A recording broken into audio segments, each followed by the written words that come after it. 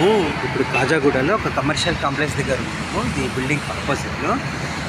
దీనికి ఏమవుతుందంటే ఇక్కడ ఎలివేషన్లో క్రాక్స్ ఉన్నాయి చూసారా, ఇది వచ్చారు. ఈ క్రాక్స్లలో నుంచి లోపలికి డామినెస్ ఎంటర్ అవుతూ ఉంది. ప్లస్ ఆ సన్షేడ్ ఉంది కదా, ఆ సన్షేడ్లో క్రాక్ వచ్చేసి క్రాక్లో నుంచి వాటర్ పోతూ ఉంది మనకు.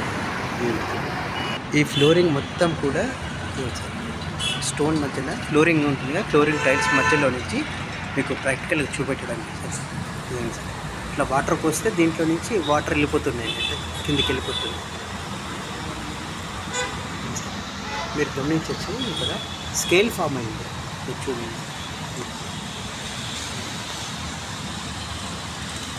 ఇక్కడ క్లియర్ గమనించవచ్చు, వాటర్ స్కేల్ ఫామ్ అయిపోయింది అన్నట్టు. స్పేసర్స్ పెట్టారు కానీ అది ఫిల్లింగ్ కరెక్ట్ లేకపోవడం వల్ల వాటర్ పోతూ ఉంది అన్నట్టు. ఇక్కడ వాటర్ ఫ్లోట్ అయ్యి స్కేల్ ఫామ్ అయింది, క్లియర్ గమనించవచ్చు. దీంట్లో నుంచి వాటర్ పోతూ ఉంది, దీంట్లో నుంచి. సార్ ఇది న్యాచురల్ స్టోన్ అని వేశారు, దీంట్లో నుంచి వాటర్ పోతూ ఉన్నాయి. ఇది ఉంది సార్, మీకు స్కేల్ ఫామ్ అయింది, ఈజీగా తెలిసిపోతుంది అన్నట్టు. వుడెన్ ఫ్లోరింగ్ వేసాను, వుడెన్ ఫ్లోరింగ్లో నుంచి కూడా చూడండి, మీరు గమనిస్తే ఈజీగా తెలిసిపోతూ ఉంటుంది, వాటర్ దిగిపోతుంది ఇక్కడ. దీన్ని కంప్లీట్గా వాటర్ ప్రూఫింగ్ చేస్తున్నాను ఇప్పుడు ఇక్కడ కూడా. మళ్ళీ అట్ ద సేమ్ టైం సీలింగ్లో కూడా మీకు చూపిస్తాను. ఇదిగోండి సార్, ఇక్కడ నుంచి వెళ్ళిపోతున్నాయి. సో ఇక్కడ ఫ్లోరింగ్లో గ్యాప్ ఇచ్చారు కదా, ఆ గ్యాప్లో నుంచి కూడా లోపలికి వెళ్ళిపోతూ ఉన్నాయి అన్నట్టు వాటర్. సో అది మదర్ స్లాబ్లోకి వెళ్ళిపోయి మదర్ స్లాబ్లో నుంచి వాటర్ లోపలికి వెళ్ళిపోతూ ఉన్నాయి. ఇదేమో రూఫ్ సీలింగ్లో నుంచి వస్తున్నాయి అన్నట్టు. మొత్తం స్కేల్ ఫామ్ అయితే లోపలికి మదర్ స్లాబ్లో నుంచి సీలింగ్ నుంచి కింద పడుతూ ఉన్నాయి. ఇక్కడ ఉంది ప్లస్